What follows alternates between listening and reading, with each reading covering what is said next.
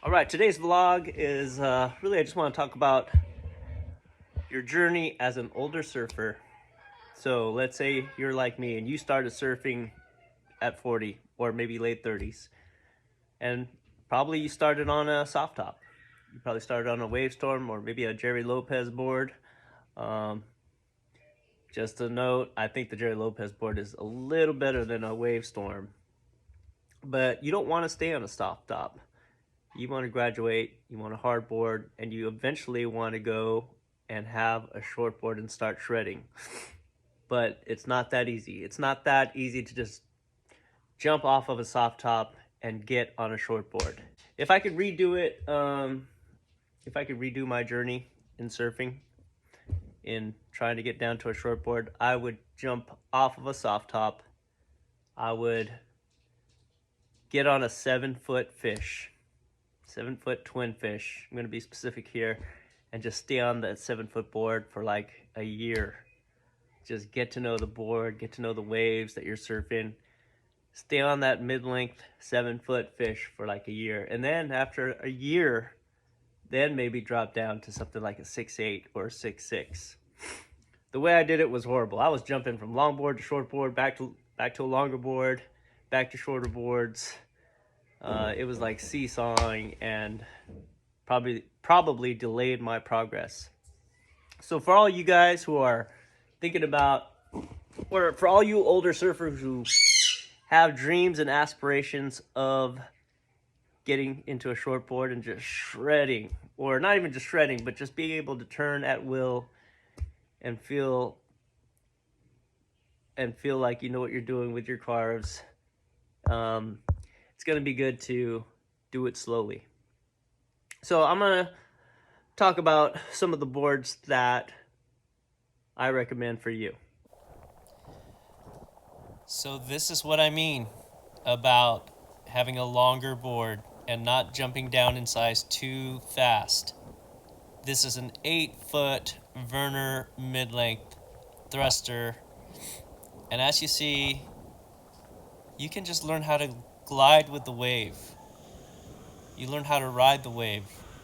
Don't go down to a shortboard so fast. Stick on these mid-lengths and learn how to just stay at the power source of the wave so you can ride the wave all the way through. This Werner board was so fun. Now this board was a 8-foot quad fish. And again, because I have a longer board, it helps my wave count to stay high. I caught like 4 or 5 good waves on this session because I had a longer board. And not just that, you learn how to cruise on the wave, you learn how to stay in the power source and ride the wave through.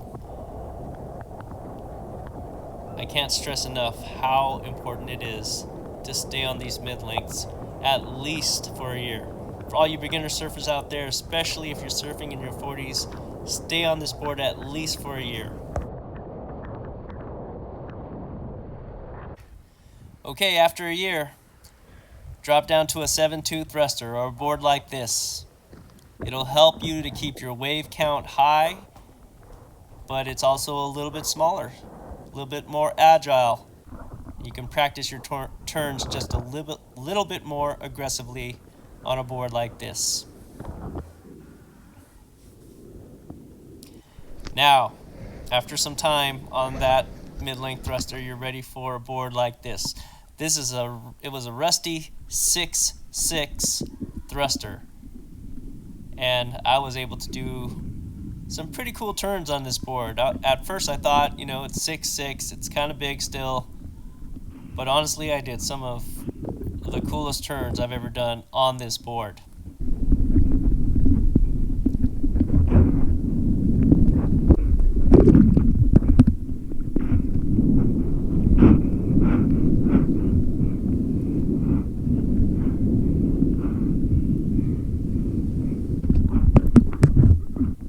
Here's one of my best turns on this board. Again, this is a 6'6" thruster, or actually here it is. You see the size of that wave. It was pretty good size. Steep drop. I was able to hit this bottom turn and just crack that lip. one of the best turns I've ever done, to be honest, and it was on a 6'6" board. Here's another angle on it on the Surfline cam. Steep drop, and look at this, off the lip on a 6'6" thruster. You can do amazing turns on these bigger boards. Now, this is one of the best rides I had on the 6'6" Rusty thruster. Almost had like 4 turns on this one wave. So, don't be afraid of these bigger performance boards. You can do some pretty cool turns, even though the board has some size.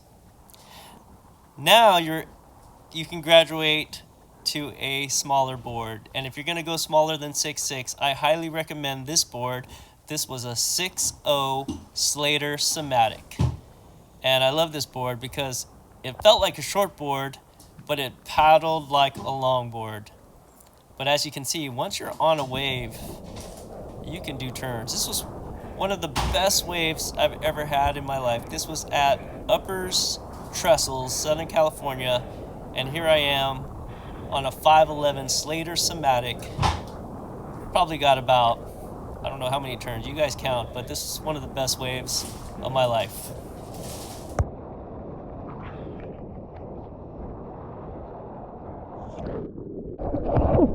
Oh, hell yeah. Now, after waiting for the appropriate time, you're finally ready for a shortboard, a 5'8 Seaside, and yeah, that's going to happen too when you're on a shortboard. But here, after some time, I would say wait about 2 years. Start on a wave storm or a soft top, then go to a 8.0 mid-length, then maybe a 6'6", then drop down to a 6.0, and now I'm on a 5'8 Firewire Seaside. And I would say wait about 2 years. Just my estimate, but maybe wait about 2 years before you hop onto a board like this. All that practice you had on the bigger boards will help you. Everything will be muscle memory at this point.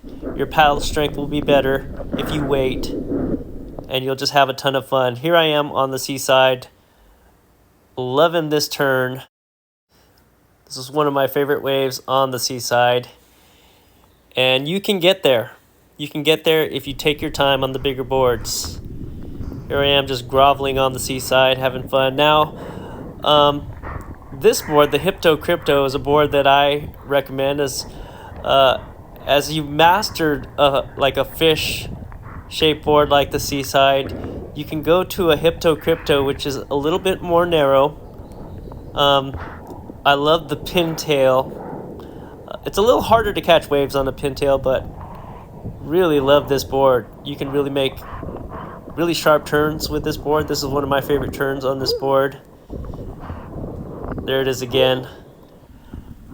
But yeah, that's my recommendation for you guys. If you're older, start big. Don't be so quick to jump onto a shortboard. Take your time, wait a couple years, build that paddle strength, build that muscle memory.